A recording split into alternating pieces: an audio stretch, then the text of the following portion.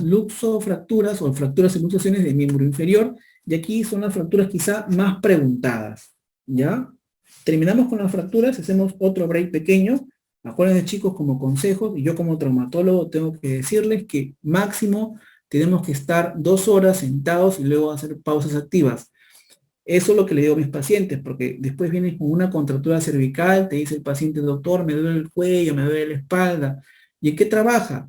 Trabajo ahorita que está todo de teletrabajo, y trabajo 6 horas sentadas, 10 horas sentadas. Obviamente, pues tiene una contractura importante, ¿no? Entonces, es importante hacer, pues, siempre pausas activas y tratar de estirarnos, ¿no?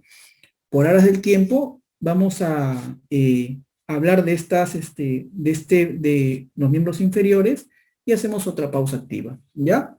Fractura de pelvis. Las fracturas de pelvis son fracturas de alta energía, ¿ya? En estas fracturas de pelvis se pierden hasta 3 litros de sangre muchas veces. Por eso es que estas fracturas causan inestabilidad hemodinámica, ¿ya? Hay que ver siempre el estado hemodinámico, siempre del paciente. Es decir, el paciente viene a veces por emergencia y al inicio le sacan un hemograma en 12 y luego a las 6 horas el hemograma y la hemoglobina está en 8, ¿no?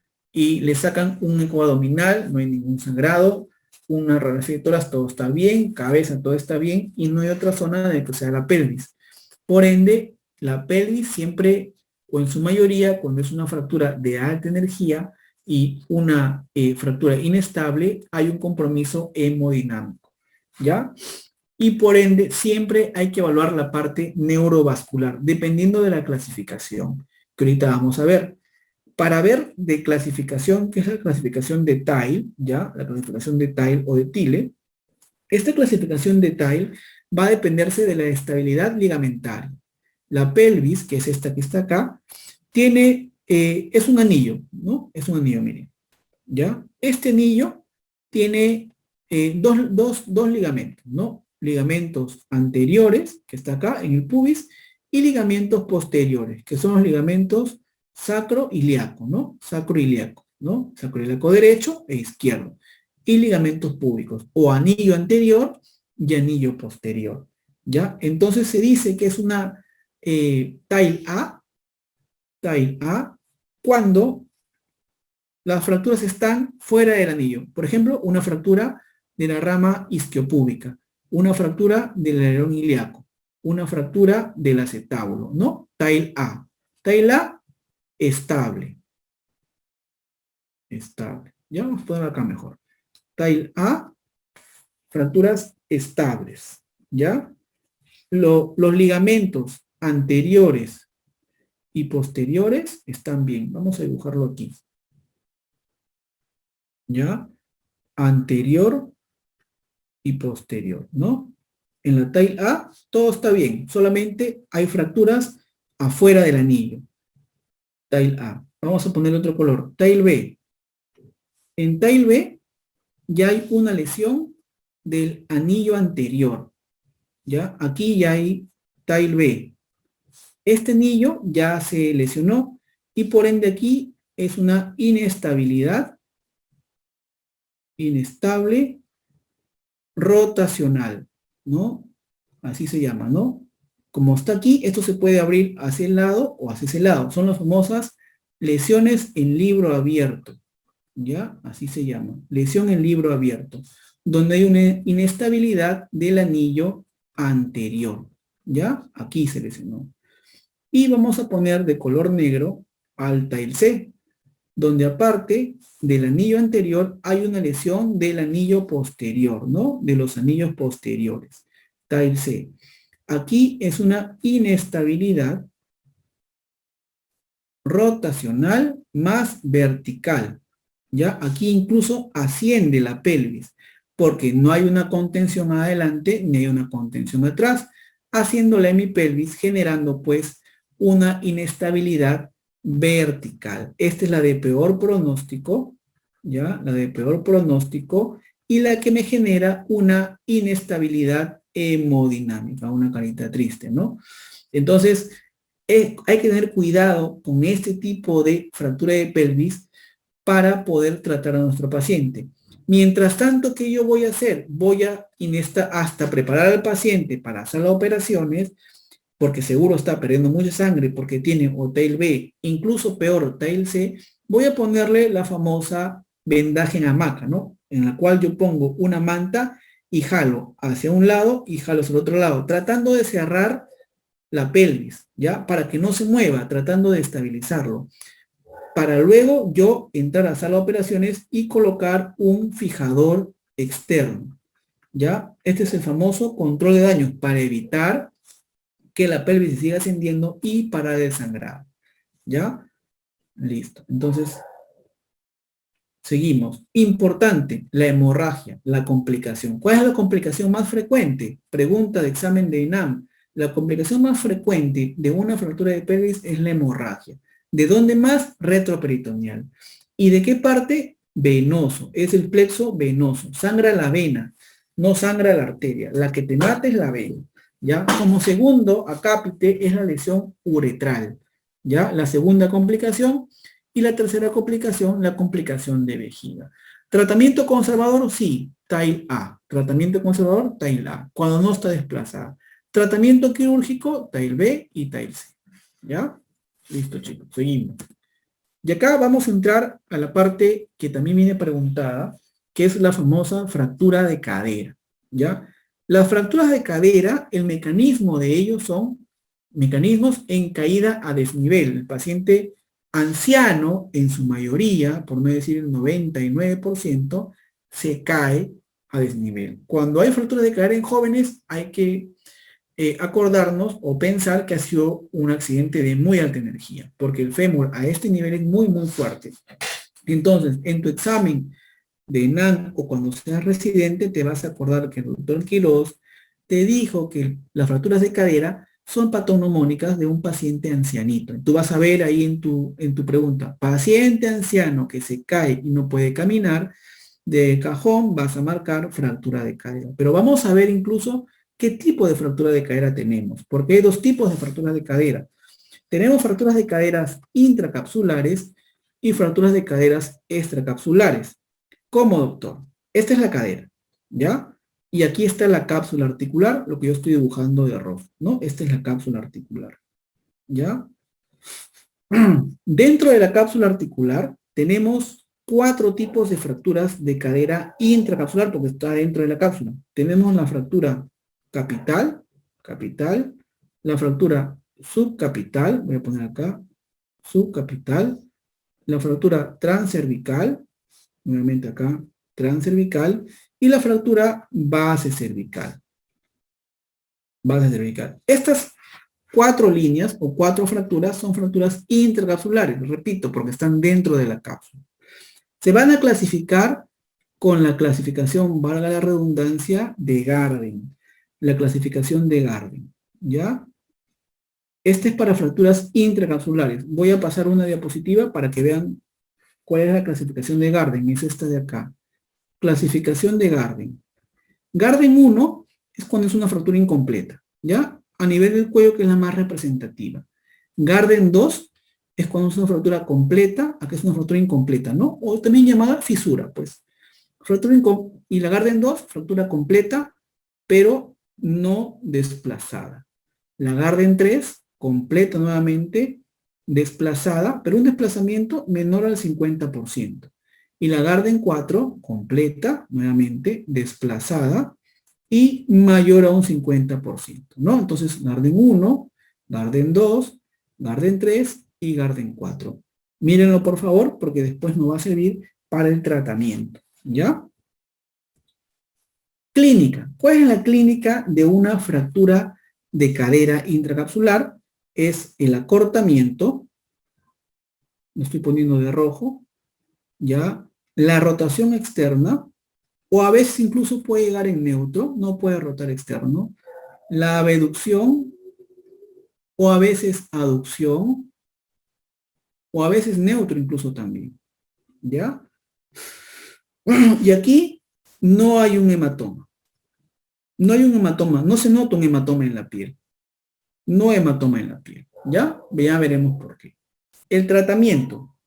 ¿Cuál es el tratamiento? En un paciente joven, ¿ya? En un Garden del 1 al 4, cualquiera de estos, el tratamiento es un tratamiento quirúrgico, ¿ya? Quirúrgico, con osteosíntesis. ¿Qué se le pone, doctor, en un paciente joven? Se le pone los famosos tornillos canulados. ¿Cuáles son los tornillos canulados, doctor? Estos de aquí, ¿ya? Estos de acá son los tornillos canulados. En cualquiera de estos Garden, ¿no? Cualquiera. Yo tengo que, si es un Garden 4 en un paciente joven, tengo que hacer un abordaje muy amplio y tratar de reducir, o sea, alinear esta fractura y poner mis tornillos aquí, ¿no? Ya reducido. Para evitar, ¿qué cosa? La complicación más temida, que es la necrosis avascular de cabeza femoral. ¿Cuántas emergencias traumatológicas hay? El libro nos dice, pues, fractura expuesta, fractura de pelvis, pero esta fractura de cabeza femoral también se considera como una emergencia, porque si yo no entro, antes de las 6 horas, el paciente, pues, puede perder la cabeza femoral. Entonces, tengo que tener todo a la mano para tratar de reducir la fractura. ¿Hasta cuánto tiempo tengo? Entre 6 horas hasta las 72 horas para evitar las complicaciones más temidas. Luego de ese tiempo viene la necrosis poco a poco, ¿ya? En cambio, en un paciente anciano, en un Garden 1 y 2, el tratamiento es el mismo. Osteosíntesis con tornillos canulados. Pero en un paciente anciano, en un Garden 3 y 4, como ya esa cabeza ya fue, como quien dice, ¿qué le ponemos? Una prótesis. Prótesis, ¿ya? Ponemos una prótesis. Vamos a ver qué tipo de prótesis en un ratito más. Complicaciones. Nuevamente, necrosis avascular de cabeza femoral, ¿ya? Y esto a veces nos lleva a una no consolidación. Eso es en cuanto a las fracturas intracapsulares. Aquí el problema es biológico, ¿cierto? ¿Por qué biológico, doctor? Porque al haber aquí una circulación precaria por las circunflejas, ya la parte biológica, o sea, la parte vascular, es la parte deficiente. Por ende, la principal complicación es la necrosis avascular, ¿ya? En cambio, con el otro lado, con las partes extracapsular, vamos a ponerlo de azul, ¿ya? Son las famosas fracturas de cadera extracapsulares. Antes de ver los tipos, que son dos, intertrocantéricas, o sea, de trocánter mayor, vamos a poner en mayúscula, trocánter mayor a trocánter menor, ¿ya? De trocánter mayor a menor, intertrocantérica, o también la subtrocantérica, debajo del trocánter menor, subtrocantérica, ¿ya? Entonces, estos son los dos tipos de fractura extracapsular, ¿ya? ¿Cuál es aquí la parte más importante? A nivel del trocánter mayor se va a insertar los tendones del glúteo medio y del glúteo menor.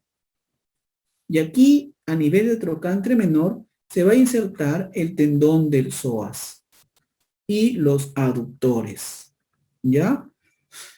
Entonces, cuando hay una fractura a este nivel, ¿ya? Estos tendones son tan fuertes que generan un acortamiento importante, traccionan tanto hacia arriba y hacia afuera, que generan una clínica muy llamativa, que veremos en un ratito. Clasificación va a depender de la estabilidad de la fractura. Ahorita vamos a ver eso también. Aquí no hay ninguna clasificación como Garden, sino va a ser de la estabilidad. Entonces, por ejemplo, clasificación de estabilidad de las fracturas de cadera extracapsulares, ¿no? Básicamente más las intertrocantéricas. ¿Cuándo se dice que una fractura de cadera extracapsular es inestable, ¿no? O sea, que no es estable, que es inestable. Cuando, uno, se afecta el cálcar, o sea, la cortical posteromedial, ¿ya? Uno, se afecta el cálcar. Dos, hay una conminución de la pared lateral. Y tres, cuando es un trazo reverso. Vamos a verlo aquí, por ejemplo, ¿no? Aquí está. Inestable y estable. Inestable, se afecta el cálcar. Este es el cálcar, ¿no? Vamos a ver acá.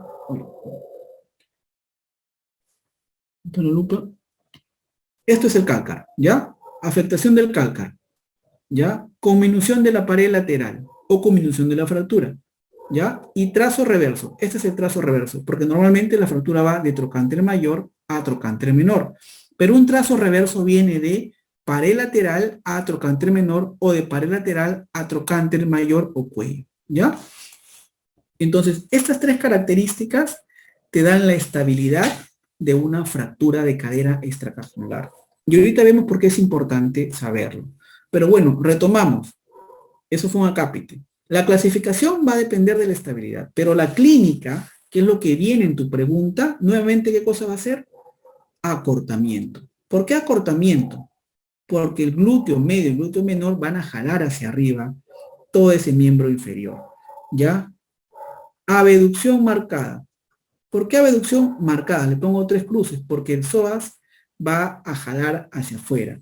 Y rotación externa, porque los aductores van a hacer que rote externo. Entonces, la clínica de una fractura extracapsular es importante acortamiento, importante abducción e importante rotación externa, en comparación con la clínica del intracapsular, que no es tanto, puede haber como no puede haber, ¿ya? Y aquí si hay un hematoma fracturario. En tu pregunta te puede venir paciente, anciano, que se cae. No te dice si está rotado, o por ahí te puedes decir está rotado, pero te dice, ¿tiene hematoma? Ajá, vas a acordarte de la fractura extracapsular. ¿Por qué? Porque al haber fractura aquí, la sangre sale hacia la piel, ¿verdad? Y genera pues el hematoma de la piel. En cambio aquí, chicos, el hematoma se queda aquí, en la cápsula articular. Por eso que aquí no hay hematoma. El hematoma se queda en la cápsula.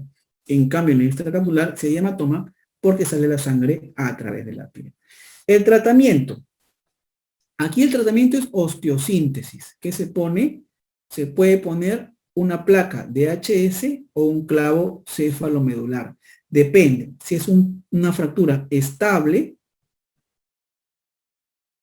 se pone DHS. Si es una fractura inestable, se pone un clavo. Ahorita veremos en la siguiente diapositiva. ¿Ya? Las complicaciones, pues, es una consolidación viciosa, ¿verdad? Una mala consolidación viciosa.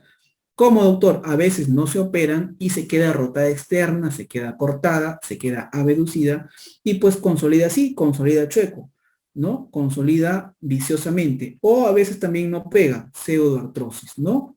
Aquí el problema es mecánico. ¿Por qué? Por el desplazamiento de todo este fragmento, ¿ya? Básicamente es el resumen o lo más resumido que he podido hacer, ¿ya?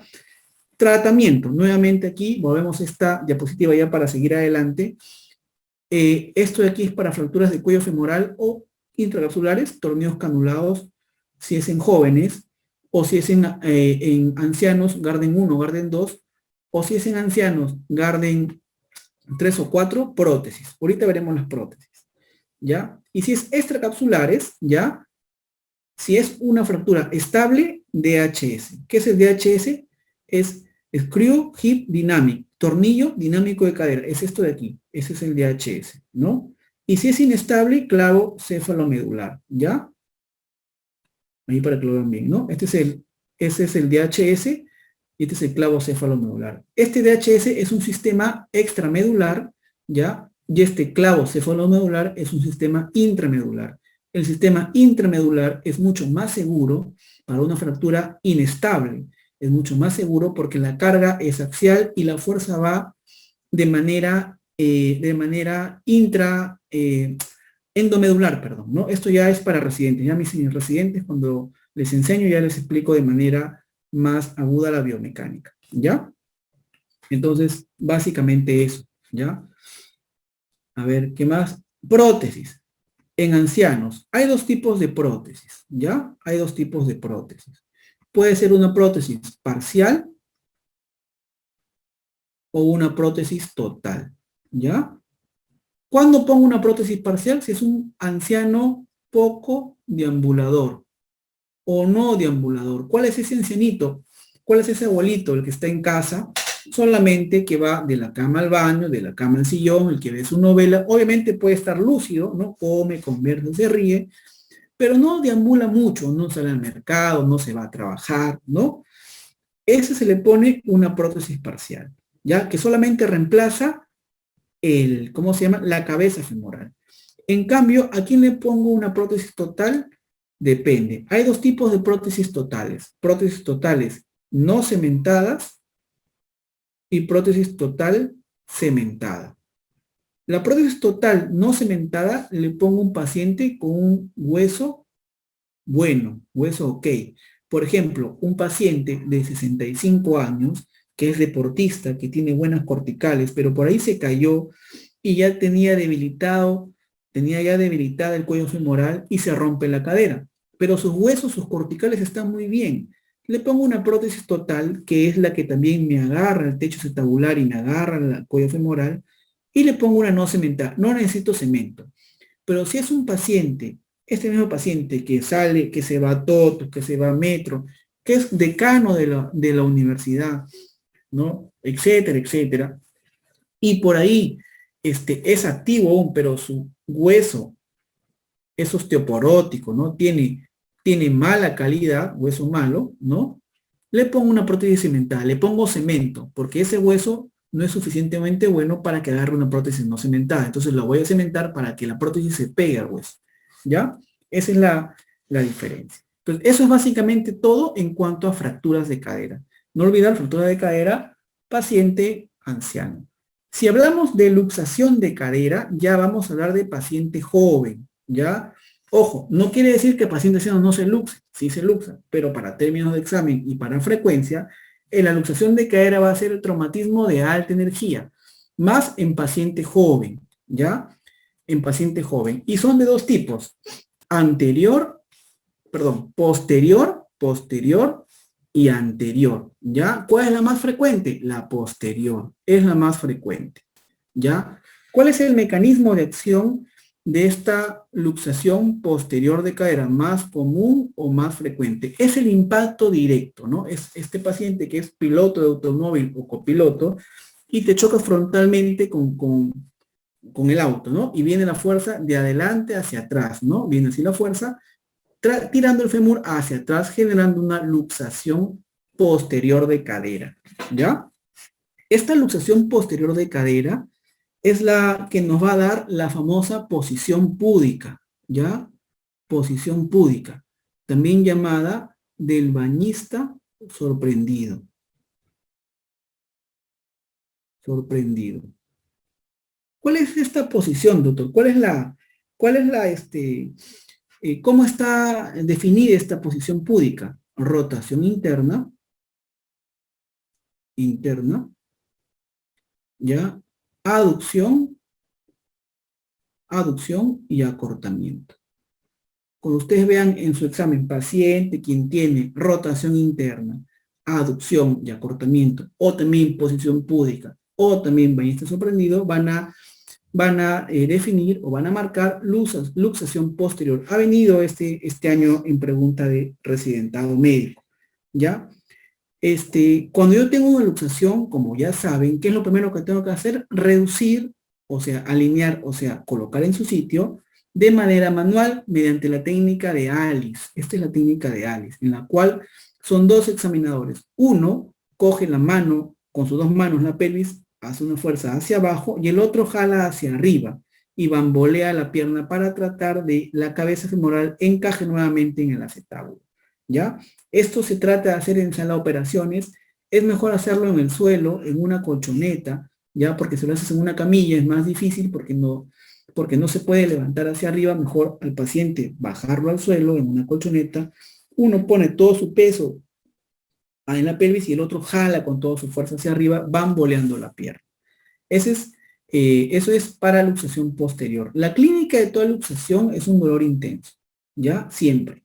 Y es importante saber que como lesión asociada se puede lesionar el nervio ciático, porque a este nivel pasa el nervio ciático, ¿no? Puede generar una neuropraxia del nervio ciático y genera pues una lesión de y te dice el paciente luego de la reducción, cuando ya está con la cadera adentro, me duele la pierna, siento que me arde la pierna, posiblemente haya tenido una lesión del nervio ciático, ¿ya?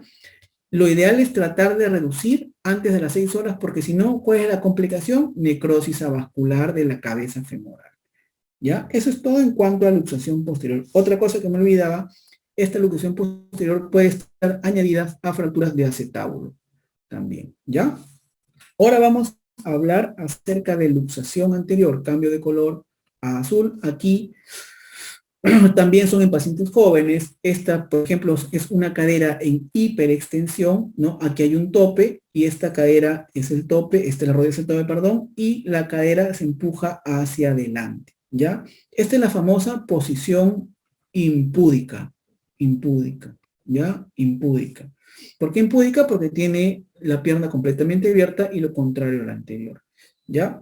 Acá la posición es rotación externa, ¿ya? Acortamiento y abducción. Lo contrario a lo anterior, ¿ya? Abducción. Le pongo CX como opción, ¿ya? El tratamiento de esto de aquí es una tracción, simplemente. Aquí no hay la técnica de Alice. La técnica de Alice solamente es para luxación posterior. Aquí es tracción y contratracción, ¿ya, chicos?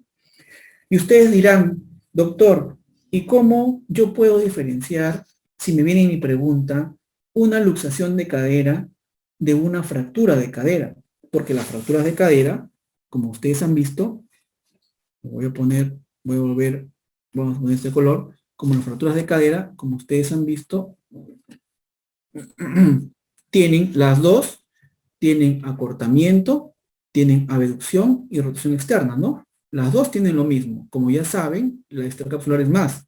Pero la luxación anterior de cadera tiene lo mismo. Rotación externa, acortamiento y abducción. Tiene lo mismo que las fracturas de cadera. ¿Cómo lo diferencio en mi examen? Por lo menos en el examen. Fácil. Las luxaciones son en paciente joven.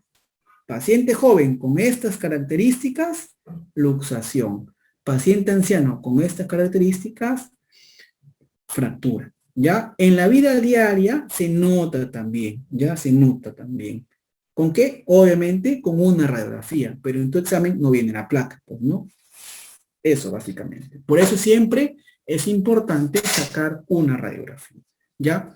Otro tip, si en tu pregunta te viene paciente, incluso te puede venir, paciente anciano, te puede venir, a veces te ponen esta trampa, paciente anciano que se cae, por ejemplo, ¿no? Y se tiene una lesión en la cadera, ¿no? Y tiene rotación interna.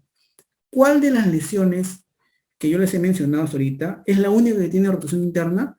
La luxación posterior, ¿ya? La única que tiene rotación interna, la única, es luxación posterior. O sea, si ustedes ven en su examen que ponen rotación interna, ojos cerrados, no busquen más, es luxación posterior de cadera, ¿ya? No es fractura, así sea anciano, ¿ya? Porque las fracturas nunca van a rotación interna, siempre van a rotación externa, ¿ya? La única lesión en cadera que va a rotación interna van a ser las luxaciones posteriores, ¿ya? Listo. Eso es lo más importante en realidad en cuanto a fracturas de miembro inferior, ¿ya? Luego vamos a hablar ahora de fracturas de déficit femoral, que también son fracturas de alta energía, porque el fémur es un hueso muy duro. Si antes sangraba como 3 litros, en el fémur sangra como 2 litros y genera una deformidad también importante. Como sangra, hay que también evaluar el estado hemodinámico y el estado neurovascular. ¿Hay lesiones asociadas? Claro que hay lesiones asociadas. El nervio ciático que pasa por aquí puede estar lesionado. Lesiones musculares también pueden estar afectadas. Las fracturas de fémur, como son de alta energía, a veces se asocian a fracturas expuestas. Como son de alta energía, a veces se asocian a fracturas de columna vertebral, a fracturas de columna de calcáneo. Siempre se asocian, o muchas veces, se asocian a fracturas de accidentes de tránsito o caídas. Todo lo que sea o todo lo que tenga que ver con alta energía. Y hay tipos, pues, de fracturas transversas, espirales, o conminutas o segmentarias, como en este caso. ¿Ya? Toda fractura de fémur es quirúrgica en un adulto y es lo más frecuente. ¿Cuál es el gol estándar, aquí no es placa y tornillos. En una fractura de fémur, el gol estándar es un clavo endomedular de fémur, ¿no? Así, ¿no? Que va todo el fémur, ¿no? Todo el fémur que va, un clavo por dentro. Si no pueden ponerse un clavo endomedular porque quizá el diámetro es muy pequeño o hay contraindicación, ponemos una placa y tornillos, pero lo ideal, el gol estándar es un clavo endomedular, tanto para el fémur como para la tibia, ¿ya? En cambio, si es un niño de 2 o 3 años, el tratamiento es conservador, con un yeso pelvipedio. Listo. Fractura de fémur distal es en este caso, como en esta placa, también son de alta energía, tiene bastantes fuerzas deformantes porque tiene el cuádriceps por adelante, tiene los tendones de la pata de ganso y los gastrocnemios que van a llevar hacia atrás, retrayendo un poco el fémur distal, y el cuádriceps pues acortando la distancia entre el cemento proximal del fémur, ¿ya? Clínicamente también puede haber lesión neurovascular porque por atrás viene, ¿qué cosa? El paquete del popliteo, ¿ya? El paquete del popliteo. Y puede generar incluso a veces lesiones de la capa íntima del paquete del popliteo. Lesiones asociadas, sí, lesiones meniscales a veces o lesiones ligamentarias. Tratamiento conservador de esos quirúrgicos, el 95% son tratamientos quirúrgicos. ¿Qué se le va a poner, doctor? Se reduce la fractura y se pone placas con tornillos, ¿ya? Aquí es placa más tornillo. ¿Ya? Aquí si no es clavo. Clavo solamente es para el fémur diaficial. ¿Ya? Listo. Fractura de rótula. Aquí la mayor parte es un traumatismo directo, el 90%. El paciente se cae arrodillado. ¿Ya? Muy poco traumatismo indirecto. La clínica es una clínica de dolor. Limitación a la extensión y hemartrosis. ¿Qué es hemartrosis? Es sangre en la articulación. Como hay una fractura a nivel de la rótula que forma parte de la rodilla, ¿verdad? Abajo de la rótula está todo lo que es la articulación de la rodilla y genera sangre o sangrado articular llamado hemartrosis. ¿Ya? Tengo esta rótula, ¿ya? Esta es la rótula, este es el tendón el tendón del cuádriceps, perdón, tendón del cuádriceps, rótula, tendón rotuliano, TR y TAT, tuberosidad anterior de la tibia. 1, 2, 3 y 4.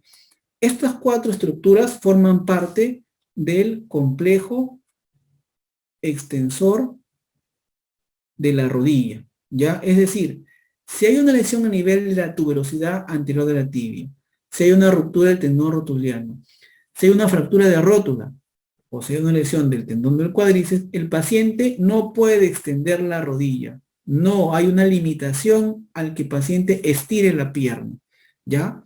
Entonces yo tengo que hacer tenorrafia cuádriceps, operar la rótula mediante una técnica de Obenque, que es esta de acá, que es como un 8, con alambre quirúrgico, o también se llama cerclaje, operar el tendón rotuliano o fijar la tuberosidad, ¿ya?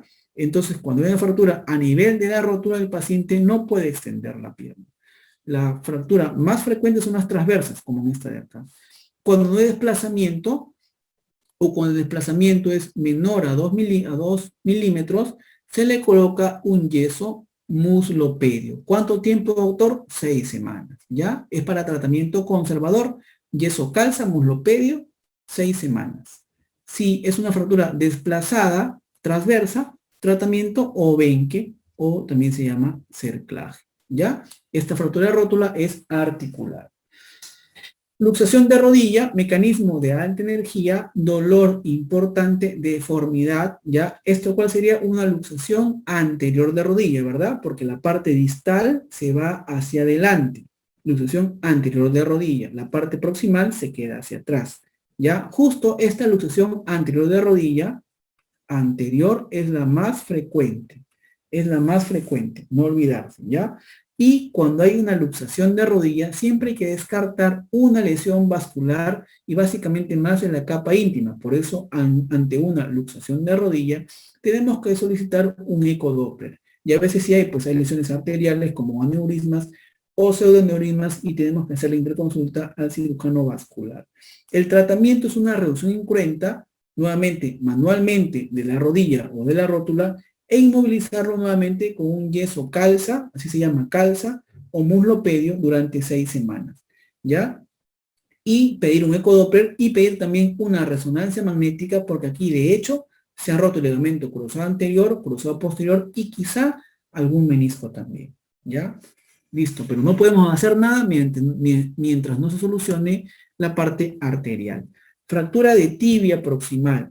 Estas fracturas de tibia proximales también son comunes, son fracturas articulares, ¿ya? Porque está a nivel de la articulación y el mecanismo es axial. ¿Qué quiere decir? Que el paciente se cae, a veces parado, y chanca el fémur con la tibia, ¿ya? Y este mecanismo axial puede ser en valgo o en varo. Cuando es un mecanismo en valgo, significa que la tibia se va hacia afuera, ¿verdad? Y al irse hacia afuera, esta parte choca con la parte del cóndilo medial, perdón, cóndilo lateral, y genera el hundimiento de esta parte, ¿no? De la parte del cóndilo lateral o del platillo tibial lateral. Entonces, el mecanismo es un mecanismo axial más un varo o un valgo forzado. La clínica es un dolor importante, aumento de volumen de la rodilla y una limitación funcional. A veces es tanto el aumento de volumen que puede producir un síndrome compartimental. Por eso que las fracturas de platillo tibial o tibia proximal siempre hay que vigilar y descartar un síndrome compartimental. A su vez también hay que descartar que haya una lesión del van popliteo o una lesión neurovascular. Y como ustedes saben que es una compresión axial, o sea, va de arriba hacia abajo, y a veces hay un var o un valgo forzado, al haber pinzamiento de este platillo tibial, el menisco también se puede lesionar. ¿Cuál es el menisco que más se lesiona en una fractura de platillo tibial o tibia proximal? El menisco externo, ¿ya? El menisco externo. ¿Y qué parte del menisco externo? El cuerno anterior. El cuerno anterior del menisco externo es la parte del menisco que más se fractura o que más se lesiona ante una fractura de tibia proximal. A veces también se lesiona el nervio ciático popliteo externo o peroneo común y genera un pie en equino. El tratamiento es conservador cuando no hay desplazamiento, pero es quirúrgico cuando lo hay, ¿ya? Y como es articular, la mayoría de ellas son quirúrgicas. La fractura de tibia proximal se clasifica según Chasker, ¿ya? Chasker 1, Chasker 2, Chasker 3, hasta el 6, ¿ya? Y esta clasificación es un epónimo, porque lo correcto sería clasificar según la clasificación de AO, ¿ya? Para términos mundiales. Pero también actualmente Chasker está siendo usada, ¿ya? Chasker 1 es cuando es una fractura sin desplazamiento y sin hundimiento. Chasker 2 es una fractura más hundimiento. Chasker 3 es un hundimiento puro. Todo esto, chicos, del platillo lateral, del lado lateral. Chasker 4 es el lado medial, ¿ya? Chasker 5, bilateral o bicondilio. Y Chasker 6 es una combinación de la tibia proximal con la tibia deficiaria. Es una disociación metáfiso-diaficiaria, ¿ya? Listo. ¿Cuál es el de peor pronóstico? El Chasker 4, este de aquí, que se le asocia con luxación de rodilla, ¿ya? ¿Cuál es el de más difícil reducción? El Chasker 6, porque hay que poner una placaza, así como esta de acá hasta abajo, ¿ya? Fractura de tibia deficiaria, mecanismo directo e indirecto. Aquí también puede ser directo, como en este caso, genera fracturas transversas, o mecanismo indirecto, rotacionales o torsionales, ¿ya? Es importante porque la tibia puede producir también síndrome compartimental, como ya les he comentado, y pseudoartrosis. ¿Cuál es el hueso que más pseudoartrosis hace? La tibia, ¿ya? ¿Cuál es el hueso que está más expuesto a fracturas expuestas? Valga la redundancia, la tibia. ¿Ya? ¿Cuál es el hueso que más está expuesto a lesión de partes blandas? La tibia. O sea, la tibia es el hueso que más se complica, es el hueso que más se infecta cuando tenemos algún tipo de accidente de tránsito o fractura. ¿Ya? Tratamiento conservador con un yeso muslopedio si es una fractura no desplazada. ¿Ya? ¿Cuánto tiempo tengo yo para poner el yeso? Hasta las 72 horas. ¿Ya? Hasta que baje el edema, para luego tratar ya de operarlo. Las fracturas de tibia, en realidad, en la vida real, tenemos que operarlas a todas. Por ejemplo, que uno de ustedes se fractura la tibia y que sea no desplazada, ¿no? Por ahí no suceda, pero por ahí se fractura la tibia. O yo que me fracture la tibia, ¿no? y que no se desplace. Tengo dos opciones, ¿no? Una, como no esté desplazada, sí, tratarla con un yeso, ¿verdad? Y otra es operarme con un clavo endomedular, ¿no? ¿Cuál es la diferencia? Para tu examen, obviamente, como es no desplazada, vas a marcar yeso, doctor. Claro que sí, pero para la vida diaria no. Imagínate ponerme a mí, ¿cómo se llama? Un yeso muslopedio, ¿no? O sea, debería estar yo inmovilizado mínimo 4 meses y voy a dejar de facturar los 100.000 soles que facturo mensual. No, mentira, broma. Bueno, fuera dueño de Villamedia. No, nada. Obviamente, como yo trabajo con mis piernas, camino, ¿verdad? Camino, corro, no me conviene estar inmovilizado por tanto tiempo. Por ende, yo tengo que, ¿cómo se llama? Que caminar lo más pronto posible y por eso es ideal operarme con un clavo endomedular. Con el clavo endomedular yo puedo pisar a la semana y puedo estar caminando quizá a las 3 semanas y puedo estar corriendo quizá a los 2 meses, ¿no?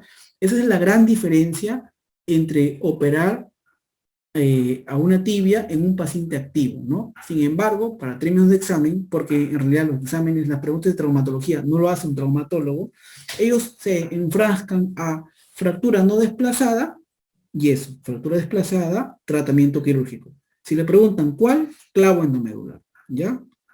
Clavo endomedular. Entonces, si alguien de ustedes se fractura, ya me avisan y los operamos. Esperemos que no.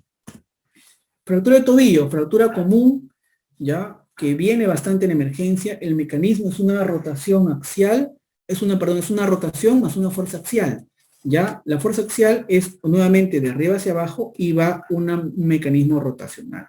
Ya la clínica es un dolor importante, un aumento de volumen y una limitación funcional. Esa es la clínica de una fractura de tobillo. ¿Ya? La fractura de tobillo se clasifica según Weber. Weber A, Weber B y Weber C. Weber A es una fractura debajo de la sindesmosis. Esta es la sindesmosis. Weber B es una fractura a nivel de la sindesmosis. Y Weber C es una fractura encima de la sindesmosis. ¿Ya? Esa es la característica de la clasificación de Weber. ¿Ya? Entonces, a veces este Weber C también se llama la famosa fractura de Dupuytren, cuando hay una lesión a nivel de la membrana interósea, ya hacia distal, con compromiso de la sindesmosis y con lesión del ligamento deltoideo, que es este de aquí. Pero cuando esta fractura llega hasta arriba, como en este caso, ya, y hay una apertura de la sindesmosis y hay una lesión de la cabeza o del cuello del peroné, se llama la famosa fractura de Mason-New, ya que es una fractura inestable de tobillo. ¿Por qué inestable? Porque ya se rompió toda la membrana interósea, generando incluso a veces hasta lesión del nervio ciático pupito externo, también llamado peroneo común, ya generando esta lesión un pie en equino. Por eso, cuando nosotros tenemos una lesión de sindesmosis en una radiografía de tobillo, ¿cómo yo veo, doctor, una radiografía de tobillo con lesión de sindesmosis? Cuando está abierta la sindesmosis, no hay superposición tibio-peronea y el malleolo o el espacio cleromedial está abierto, muy abierto, sospecho de una lesión de sindesmosis. Es obligatorio pedir una radiografía de rodilla para descartar una lesión del ciático pupito externo. Hace poco operé un paciente que tuvo una lesión de Mason-New, así que no es tan infrecuente. ¿Ya? Estas fracturas de tobillo, ¿ya? Se asocian bastante a accidentes deportivos o torsiones forzadas, ¿ya? Se asocian muchas veces a luxaciones, y cuando se asocian a luxaciones pueden generarse fracturas, luxaciones unimaleolares, bimaleolares o trimaleolares. ¿Cuál es el tercer malleolo? El malleolo posterior, que es el malleolo tibial, que está por atrás, ¿ya? Tratamiento conservador cuando no está desplazado y tratamiento quirúrgico cuando está desplazado, ¿ya? La fractura de astrágalo es una fractura también común, pero en accidentes de tránsito, ¿ya? El mecanismo es una dorsiflexión forzada del pie. Esta es la dorsiflexión.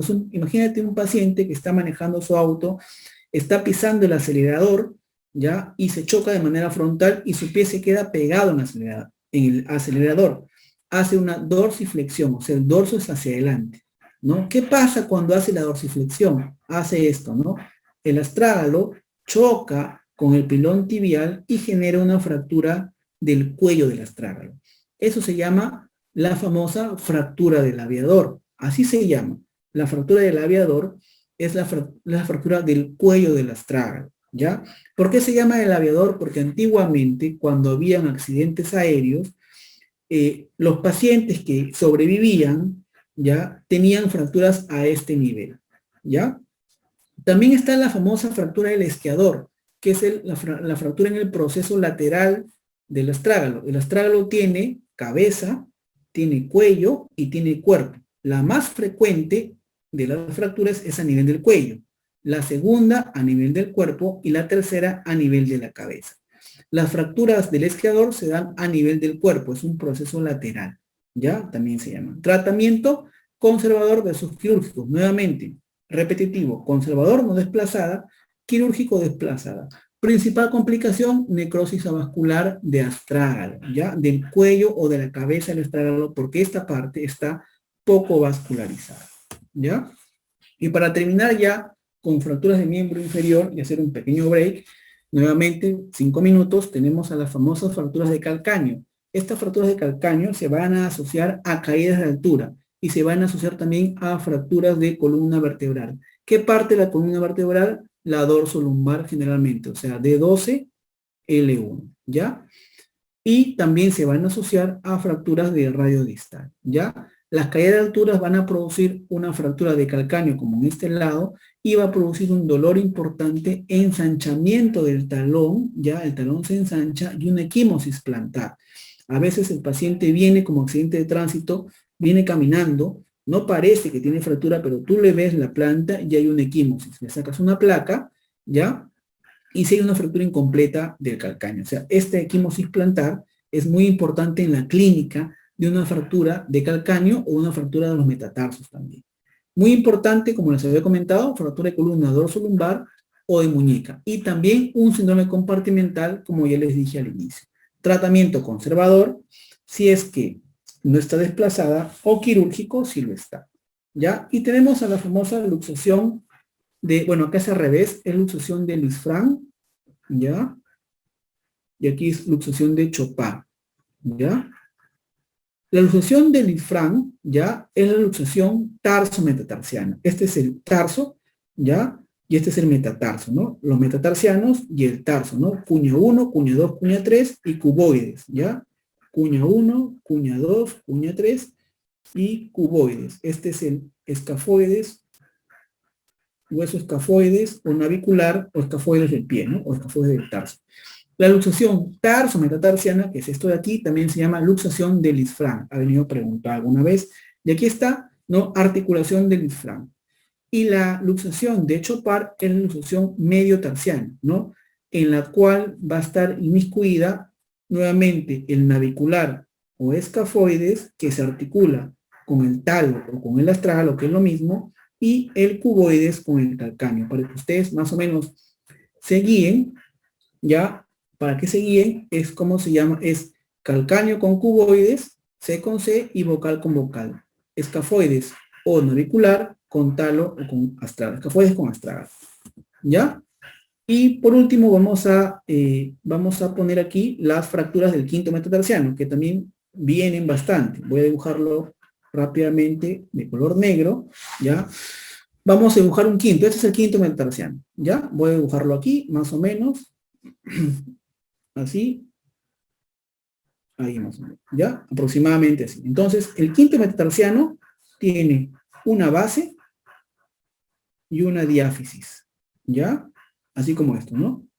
La base y la diáfisis. En la base tenemos tres zonas. Zona 3, zona 2 y zona 1, ¿ya? Y la diáfisis es entera. Entonces, las fracturas que se dan aquí en la diáfisis se llaman las famosas fracturas del bailarín. Así se llaman. Las fracturas que se dan en la zona 3 se llaman las famosas fracturas del atleta, que son fracturas por estrés, ¿ya? Fracturas por estrés, así se llaman, fracturas por estrés, o sea, por microtraumatismo repetitivo, fractura del atleta. Los que se dan en la zona 2 se llaman fracturas de iones o de jones, ¿ya? La característica de estas fracturas de la zona 2 es que es una zona hipovascular, ¿ya? Entonces puede dar pseudoartrosis. Y las fracturas que se producen en la zona 1 se llaman las famosas fracturas de pseudoiones. Pseudoiones, ¿ya? Estas pseudoiones son fracturas por avulsión. Aquí está el peroneo corto, que se inserta en la base del quinto metatarsiano, porque este es el quinto metatarsiano, tracciona hacia abajo generando una avulsión de la base o de la zona 1 del quinto metatarsiano, produciendo una fractura de pseudoiones, ¿ya? Entonces, básicamente eso es para que puedan diferenciar, ¿ya? Acuérdense también de las fracturas del segundo o tercer metatarsiano, que son las famosas fracturas de recluta, ¿ya? De recluta, también por estrés, pero estas fracturas de recluta son en diáfisis. Este estrés es en diáfisis. Este estrés es en base. En quinto es en base. En quinto metatarsiano, ¿verdad? Y en segundo y tercero es en diáfisis, ¿ya? Listo, chicos, hacemos un break de 5 minutos más y nos queda más o menos una media hora, 45 minutos para continuar.